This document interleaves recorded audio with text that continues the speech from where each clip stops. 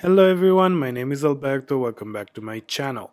In this video, I wanted to show you how to do a version of decorative pleats that I saw mostly called Mexican pleats. We're starting with a random piece of fabric. This is just cotton. I did trace some lines on with some chalk. These are at about an inch or 3 centimeters apart, and we're gonna pleat each line, leaving a gap in the middle. So one is a pleat, one is a space. And we're gonna start by folding the pleats and actually stitching them down. That's not necessarily mandatory for this treatment, let's say this fabric manipulation. You could just iron them, but I like the look of the sewn down pleats.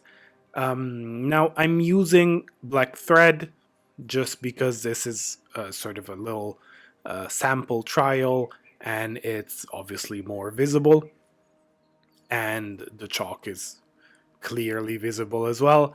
Obviously, you want to use something that will be masked in the final project, so the same color thread. And also, you might want to use a fabric that enhances the final look, like could be maybe a satin. This is something that looks very good, for example, on um, home decoration, on pillows, or again, like the origami smocking I did in the last video, could be for a panel, for clothing. It could be a little decorative piece on a bodice, for example, or accessories in a bag. Once you have all your pleats stitched down, what I'm going to do first is to give them a quick press.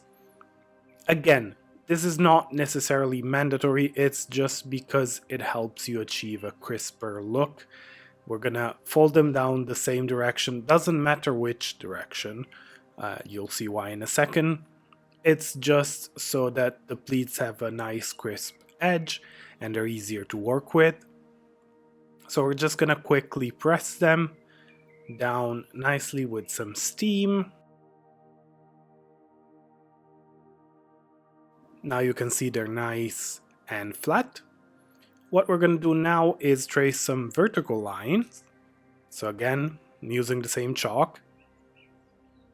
I'm doing, in this case, double the spacing I did for the pleats, so I'm doing 6 centimeters because I wanted them a little more spaced out, but you can do the same exact measure as the pleats to get a more closed effect. You could do more, you could do something in between. The measurements are totally up to you because it works either way. It just sort of a look kind of thing. So I trace my lines. What I'm gonna do now is stitch the pleats down in opposite directions. What this means is we're gonna start going in the same direction as the pleats in the first line, but then we're gonna stitch down the second line in the direction opposite, and we're gonna physically move the pleats towards us, for example.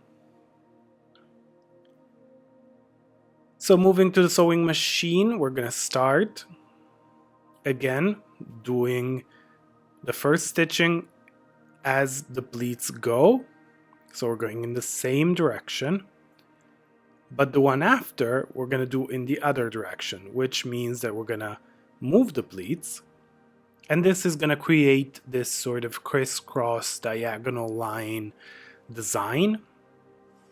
And you'll see in the final one, since I kept the double the spacing as the pleats, it looks quite open and long, elongated. But again, it's all up to you. If you leave less space, you'll get a more closed look. And this is fun because you can play with it. You can alternate not only vertically, like I'm doing in this case, but you can alternate direction horizontally as well, and that creates basically a diamond pattern.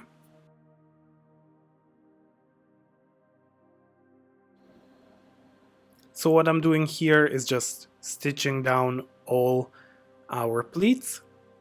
If you want to do this for a project, mind you, pleats take up quite a lot of fabric.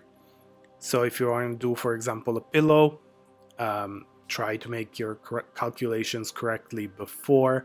I would suggest to go overboard and make a lot more, because it seems little, but it does take up so much extra fabric, like smocking as well, for example.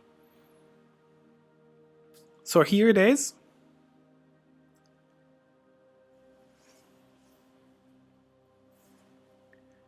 This is how it looks.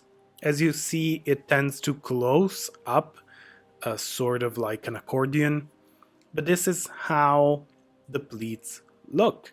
It does create this 3D effect. Obviously in the back is flat and we only have the stitching lines. If you were to only press the pleats and not stitch them down, then you would have the back all sort of open, but this keeps it very clean.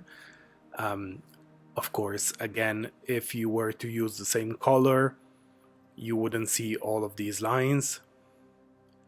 But yeah, this is the final result. I hope this is interesting for you. If you do use this technique, please let me know what do you use it for. I'm honestly interested and curious. This is something, again, like all fabric manipulation, it's nice to play with this and see all the different results you can get, what you can use it for. I just find it very, very cool. So I hope it was useful for you and you liked it. If you did, please leave a like and subscribe. And I'll see you next time. Bye. Have a great day.